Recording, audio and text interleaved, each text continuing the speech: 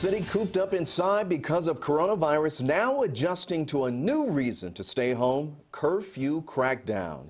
Here's a live look downtown Atlanta. Right now, Atlanta is under curfew for the 7th straight night. Protests have now entered a second week. I can't breathe! I can't breathe! I can't breathe! I can't breathe! Those were the last words George Floyd ever spoke. Today, protesters vented their frustration over the deaths of Black Americans at the hands of police, and they promise to be back out tomorrow demanding change.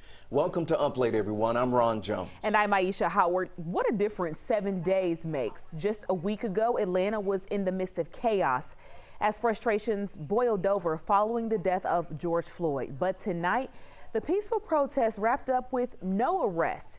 Officers have made more than 500 arrests at the Atlanta protests over the last week. This graph gives you some perspective. Last Friday, police arrested 79 people.